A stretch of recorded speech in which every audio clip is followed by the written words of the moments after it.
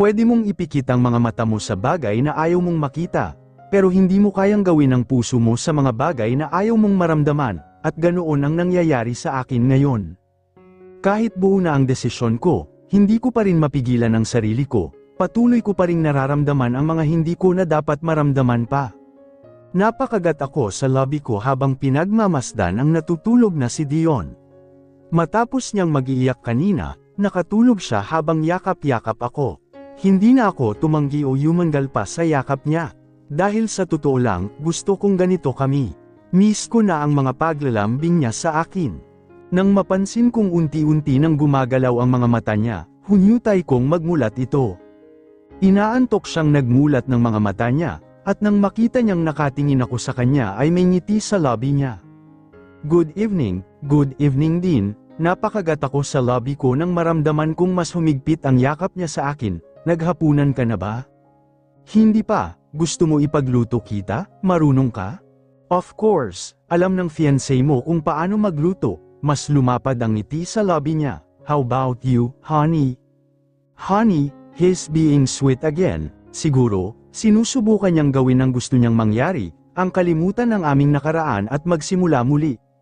Siyempre naman, marami akong natutunang lutuin na pagkain, lalo na noong magtrabaho ako sa mga restaurant. May nasabi ba akong mali? Bahagya siyang umiling at isinubsob ako sa matigas niyang dibdib. Hindi ko lang matanggap na nagtrabaho ka. Hinuli niya ang kamay ko at ipinagsaklop ang kamay namin habang ang isa niyang braso ay nakapulupot pa rin sa akin, parang hindi ko kayang isipin na napapagod ka sa trabaho mo. I'm sorry, it was all my fault. Wala kang kasalanan, no, kasalanan ko ang lahat ng paghihirap na dinanas mo, ako ang may kasalanan ng lahat. Huwag na natin yung pag-usapan pa, pwede, di ba? Sabi mo ipagluluto mo ako, ipagluto mo na lang ako ngayon. Nagugutom na kasi ako. Okay, but, ipagluluto mo rin ako, okay? Gusto kong matikman ang luto ng magiging asawa ko. Game, at tulad ng napag-usapan, dalawa kaming nagluto ng kakainin namin ngayong gabi. Naunang matapos si Dion sa niluluto niyang sisig kaya naman siya na ang naghanda ng gagamitin namin sa pagkain.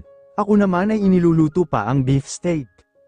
Add more onions, okay? Siya naman ay nanahimik na lang sa tabi ko at pinanood na lang ako sa ginagawa ko. Pero ilang minuto pa lang ang lumilipas ay lumapit siya sa akin at niyakap ako mula sa likuran ko. Pwede bang lumabas tayo bukas? Saan tayo pupunta? Kay Kuya Lucas, okay lang ba sa'yo na dalawin natin siya bukas? Oo naman, luto na, kain na tayo. Ako naman ay iniwan na siya doon at kumuha na ng bowl para sa beef steak. Pero ang totoo ay umiiwas lang talaga ako sa kanya. Ayaw kong mahalata niya na kinakabahan ako para bukas. Sa kalagitnaan ng biyahe namin ni Dion patungong sementeryo ay tahimik lang ako. Napapansin ko naman ang panay pagsulyap sa akin ni Dion pero mas pinili kong huwag na lang itong pansinin. Inihahanda ko na lang ang sarili ko para mamaya pagdating namin sa sementeryo. Hindi ko alam kung kaya ko na bang harapin ang puntod ni Kuya Lucas. Ito ang unang beses na dadalawin ko siya simula nang mamatay siya. We're here, mas lalong lumakas ang kalabog sa dibdib ko nang bumaba na ng kotse si Dion. Calm down, Araceli, bumaba na ako ng kotse at tumayo sa harapan niya at saka yumuko. Sorry, kinakabahan lang kasi talaga ako. Ito ang unang beses na dadalawin ko si Kuya Lucas, at pakiramdam ko, wala na akong mukhang ihaharap sa kanya dahil sa ginawa ng sarili kong ama. Lalo na't alam kong kasalanan. Don't say that, Araceli, pangpuputol niya sa akin bago ko pa matapos ang sinasabi ko. Hindi mo kasalanan, okay? At sigurado naman ako, hindi sa'yo galit si Kuya Lucas. Sige na, mauna ka na, magpapalakas lang ako ng loob ko. But, sige na, Dion, please, susunod din kaagad ako. Halatang hindi siya sang-ayon sa sinabi ko, pero sa huli ay napabuntong hininga na lang siya. Okay, I'll wait you there. Diretso ka lang sa loob, makikita mo kaagad ako doon. Nasa bungad lang ang puntod ni Kuya Lucas. Okay, my knees are shaking, pakiramdam ko rin ay namumutla na ako dahil sa kabang nararamdaman. Namumuo na rin ang malamig na pawis sa noo ko. You can do it, Araceli, pagkukumbinsi ko sa sarili ko. Ilang minuto pa akong nanatili na nakasandal sa kotse at pilit na pinapalakas ang loob bago ko napagpasyahang harapin na ang puntod ni Kuya Lucas. Sinundan ko ang itinuro sa akin ni Dion, at gaya nga ng sabi niya ay kaagad ko siyang nakita sa isang puntod na nasa bungad lang pagpasok ng sinteryo. Mag-isa siyang nakaupo doon sa damuhan habang ang mga mata ay nakatuon sa puntod na nasa harapan niya. Halos nasa 5 hakbang na lang ang layo ko sa kanya nang tumigil ako. Paglalakad, nagdadalawang isip ako kung tutuloy pa ba ako. Kuya, what do you think? Tama ba tong mga pinaggagawa ko? Naaga ni Dion ang atensyon ko dahil sa sinabi niya, kinakausap niya ang puntod ni Kuya Lucas. Parang may nagtutulak sa akin na pakinggan ang mga sinasabi niya. Mukhang hindi niya alam na nandito na ako sa likuran niya at naririnig ang sinasabi niya. I am being unfair to Araceli and to her boyfriend. Si Anton ba ang tinutukoy niya? When I saw them, nakita ko yung saya nila sa mga mata nila. Kuya, parang mahal na mahal nila ang isa't isa. Lamambat ang express iyon sa mukha ko. Sa tingin ko, dapat ko nang linawin sa kanya ang maling pag-aakala niya tungkol kay Anton. And what more kung malaman niya pa ang totoo kong pinaggagawa? What should I do? Sigurado akong iiwan niya ako kapag nalaman niya. Anong totoo niyang pinaggagawa? May itinatago ba siya sa akin? May itinatago ka ba sa akin? Nabato siya sa kinauupuan niya at dahan-dahan na bamaling ang ulo niya sa likuran niya, sa gawi ko, at kita ko ang gulat sa kanyang mga mata nang makita niya ako. Kanina ka pa dyan, umiling ako saka naglakad palapit sa kanya at naupo sa tabi niya. Napaiwas siya ng tingin sa akin at nabaling ito sa lapida ni Kuya Lucas. Tell me, Dion, may itinatago ka ba sa akin? Dion, sagutin mo ako. Ano ba yun? I can't tell you. Bakit naman? Bahagyang nanlaki ang mga mata ko nang may maisip. Naalala ko ang mga haka-haka ko noon tungkol sa pagtulong niya sa pamilya ko. Tungkol ba ito kay Dad? Sa pagtulong niyo sa amin, sabihin mo sa akin, ano ba talaga ang pakay niyo sa pagtulong kay Dad? May binabalak kayong masama sa kanya. Gagamitin niyo ako sa paghihiganti sa kanya. Ano, sagot? Sa pagkakataong ito, buong tapang na niyang sinalubong ang mga mata ko. Ganyan ba kababa ang tingin mo sa akin? Bakit kita gagamitin kung gusto kong maghiganti lang sa ama mo? Hindi ko alam pero hindi mo ako masisisi kung nag-iisip ako ng ganito sa inyo. Dion, malaki ang kasalanan ng ama ko sa pamilya niyo pero bigla niyo na lang siyang tutulungan. Malaking katanungan yun. Hintayin na lang kita sa kotse. Naiwan akong mag-isa sa harapan ng puntod ni Kuya Lucas. Hindi ko alam kung iniiwasan niya lang ba ang pinag-uusapan namin o nasaktan siya sa mga paratang ko sa kanya. Tumuon ako sa puntod na nasa harapan ko. Kusang nangilid ang luha sa mga mata ko nang makita ko ang nakaukit na pangalan ni Kuya Lucas sa lapida. I'm sorry, Kuya Lucas, nanikip ang dibdib ko nang maalala ang tunay na dahilan kung bakit wala na si Kuya Lucas sa piling ng mga magulang niya. Balang araw, mabibigyan ka rin ng hustisya. Ipinapangako ko yan sa'yo, Kuya Lucas. Hindi ko alam kung ano ang dapat kong gawin. Gusto kong bigyan ng hustisya si Kuya Lucas, pero parang hindi ko kayang aipakulong ang sarili kong ama, at hindi naman ganoon kadali yun. Kakailangan ko ng mga ebidensya para mabuksan muli ang kaso.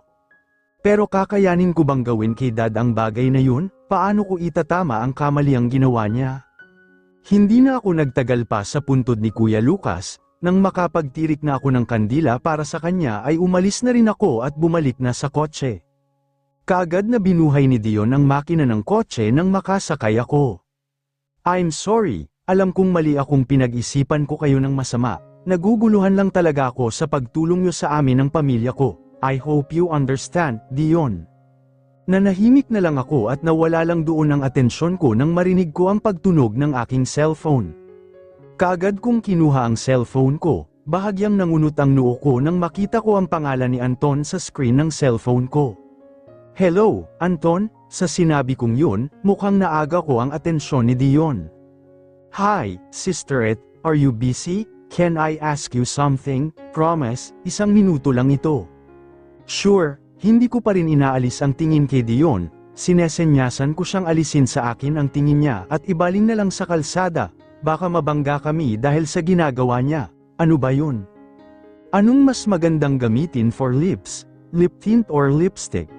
Literal akong natawa dahil sa tanong niya.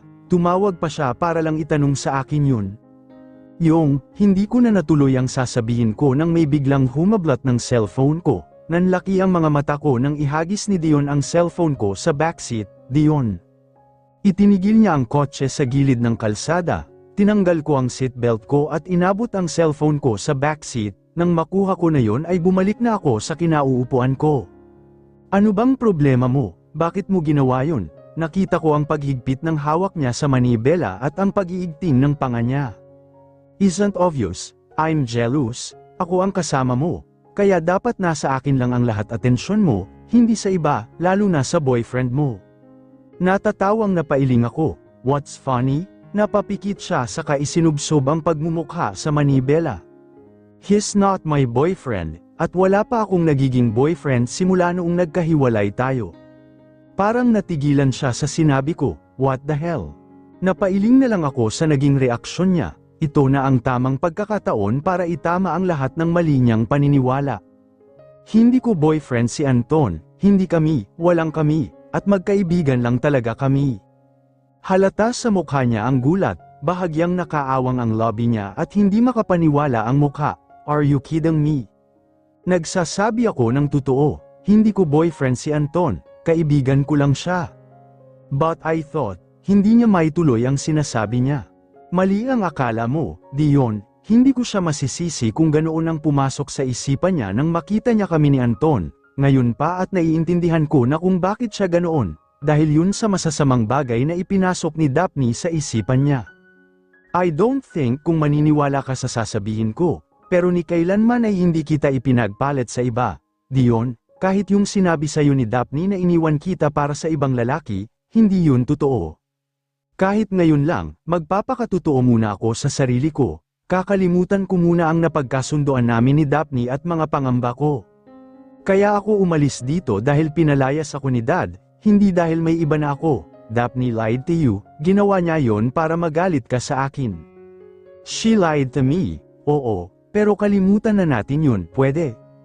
Hindi ko siya mapapatawad sa ginawa niya sa akin, pinaniwala niya ako sa mga kasinungaling niya, at ang gaga ko para maniwala sa kanya. Napatangu-tangu siya, pero alam kong galit pa rin siya, halata pa rin yun sa mukha niya. Pero bakit ka tinatawagan ng lalaking yun? May gusto ba siya sa'yo? May gusto ka ba sa kanya?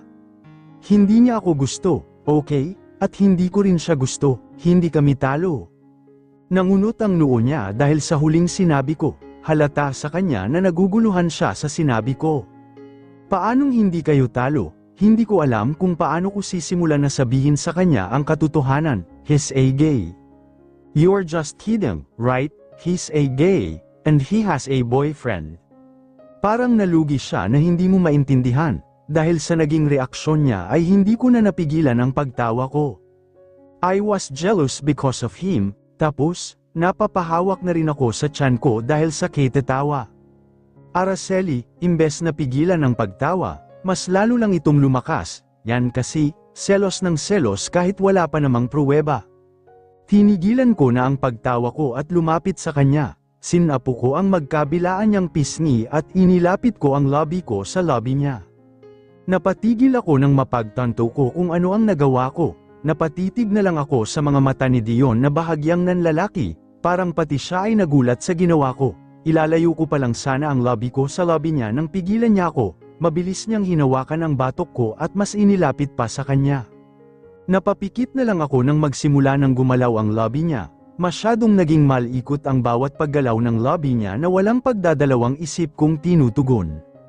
Having him in my life is the best, but being with him in a short period of time is the worst. I will miss him, kaya lulubos-lubusin ko na ang mga natitira pa naming araw na magkasama. Gagawin kong masaya yun. Para sa pag-alis, may bago akong dalang masasayang alaala na kasama siya. Nawala ang atensyon ko sa telebisyon na kaharap ng makarinig ng katok mula sa labas ng kwarto namin ni Dryan. Tumayo ako mula sa pagkakaupo at nagtungo sa pintuan. Nang buksan ko ito ay bumungad sa akin ang isang maid, ang kanang kamay ni Aling Saning. Nasa ibaba po ang kapatid niyo, nangunot ang noo ko dahil hindi ko inaasahan ang pagbisita niya sa akin, pero sa huli ay tumango na lang din ako para puntahan ang kapatid ko. Nasa hagdanan pa lang ako ay nakita ko na agad ang kapatid ko na naghihintay sa akin sa sala. Pero naguluhan ako nang makita ko ang kasama nito. Nanunar ang tingin ang ibinigay ko sa kanila nang makarating na ako sa harapan nila. What's the meaning of this? May hindi ba ako alam na dapat kong malaman? Bakit kayo nandito, at bakit kayo magkasama? Para ibigay ito, tugon ng kapatid ko at inabot sa akin ang isang paper. Nang tingnan ko kung ano ang laman nito, napag-alaman kong ito yung sweatshirt na ibinilin kong bilhin niya noong nakaraan sa mall. Saka magpapasama sana kami sa iyo ni Elton, ate. Saan? Sa mall? Si Elton na ang sumagot sa tanong kong yun. Pakiramdam ko ay may itinatago sila sa akin. Magde-date kayo, no? Ate, Araceli, sige, pasalamat kayo at bored na ako rito. Kaya sige, sasamahan ko kayo sa pagde-date nyo. Pero totoo ang sinabi ko, 4 na araw ng abala si Dion sa hindi ko malamang bagay dahilan para palagi siyang wala rito. Kaya ako, walang ibang ginawa sa mansion kundi ang kumain, matulog, at libangin ang sarili sa telebisyon o sa gadgets. Magpapalit lang ako ng damit. Iniwan ko sa bedside table ang paper bag saka ako nagpalit ng damit. Nang bumaba ulit ako sa salas, umalis na agad kami ni Berna at Elton, hindi ko na rin sila kinulit pa kung bakit sila magkasama. Matanda na ang kapatid ko at alam kong kaya na niyang magdesisyon para sa sarili niya. Si Dad lang ang inaalala ko. Baka gawin niya kay Berna ang ginawa niya sa akin noon. You like him? Kanina ko pa sila inoobserbahan ni Elton at malakas ang pakiramdam ko na may isa sa kanila ang may gusto o baka nga gusto nila ang isa't isa. Nawala ang atensyon ni Berna kay Elton na nasa counter at pumipila para bayaran ang binili nilang mga libro. Ano, you like him, right? May problema ba? Gusto namin ang isa't isa, ate. It's good to know that. Nasa tamang edad ka na rin naman at wala naman akong problema kay Elton.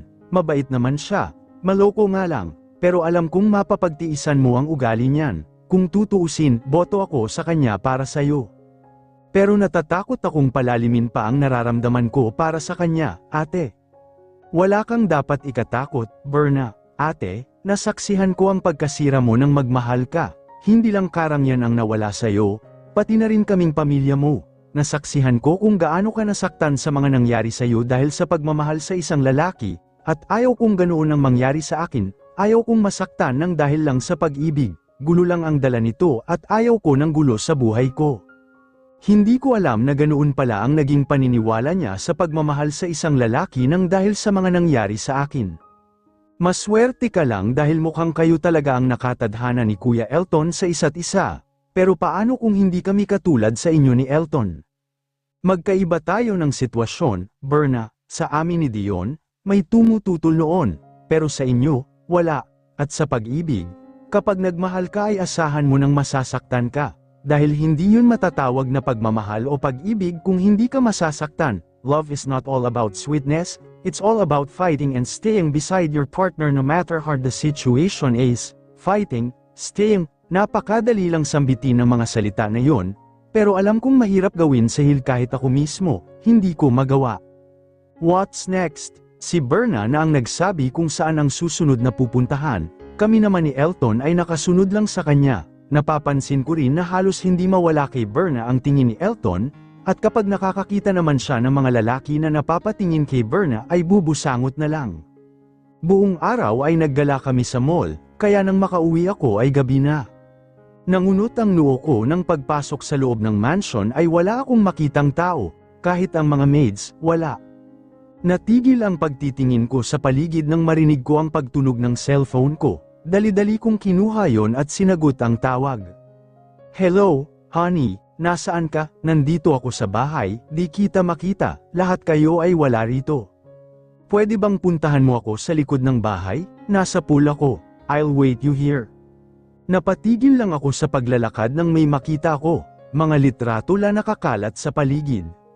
Sa mga halaman ay may nakabitin na Christmas light na siyang nagbibigay ng iba't ibang kulay ng ilaw sa buong paligid at doon ay may mga nakasabit na mga lumang pictures namin ni Dion.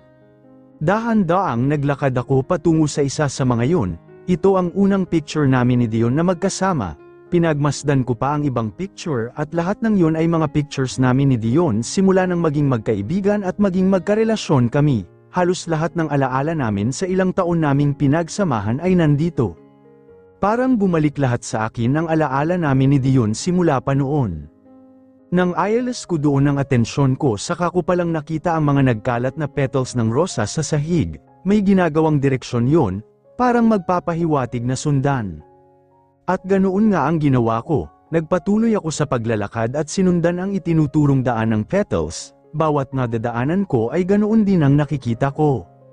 Itinigil ko ang paglalakad nang makarating na ako sa pool, dito ay nakita ko ang lalaking pinakamamahal ko. Nakatayo sa harapan ko ilang hakbang lang ang layo sa akin.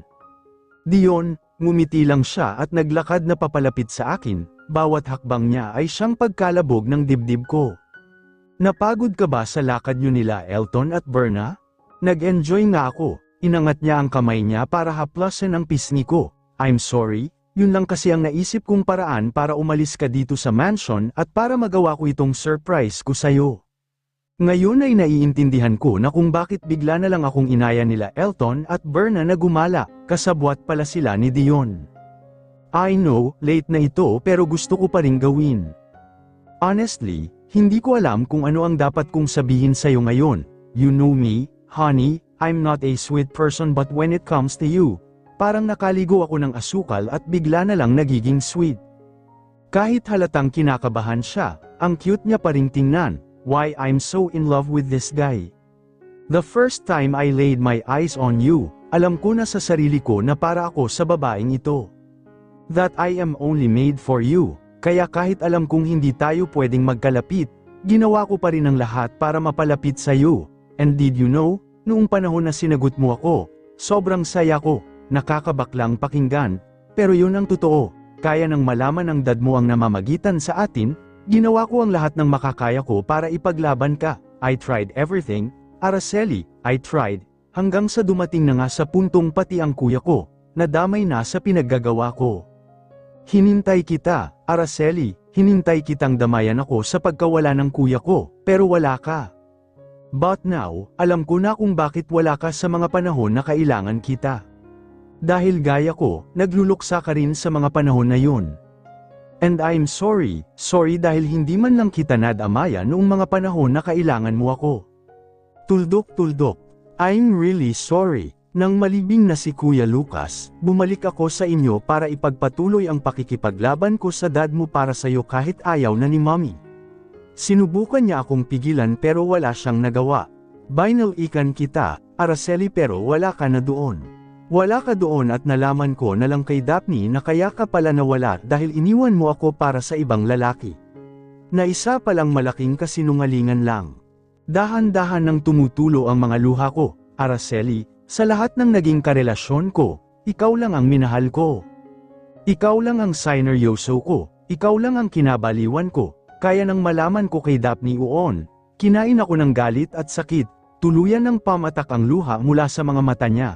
Tinanggap ko yun, nawala ka na at nasa piling na ng bago mong mahal, nagtanim ako sa'yo ng galit, sinubukang kalimutan ka, at sinubukang magpatuloy sa buhay kahit sobrang nasasaktan dahil sa bigla mong pang-iiwan sa akin. Halos mabaliw-baliw ako noon, Araceli. Hindi ko alam kung paano kita may aalis sa sistema ko. I tried to date other girls, flirt with them, but no one can replace you here in my heart. No one. Napabuga siya ng hangin na tila humuhugot ng lakas ng loob, at doon ko lang napagtanto, lumipas man ang panahon, kahit anong galit ko sa'yo, kahit sobra mo akong nasaktan, hindi ko pa rin kayang kalimutan ka o palitan dito sa puso ko, and then, I decided na hihintayin ko ang pagbabalik mo, kahit gaano katagal, kahit walang kasiguraduhan, I waited you hanggang sa hindi ko na namalayan na ilang taon na pala ang lumipas. Kinuha niya ang dalawa kong kamay at mahigpit itong hinawakan saka siya tumitig muli sa mga mata ko.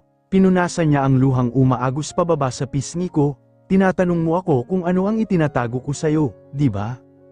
Ano ba kasi yun, ha? Nakita ko rin ang malungkot na ngiti sa lobby niya.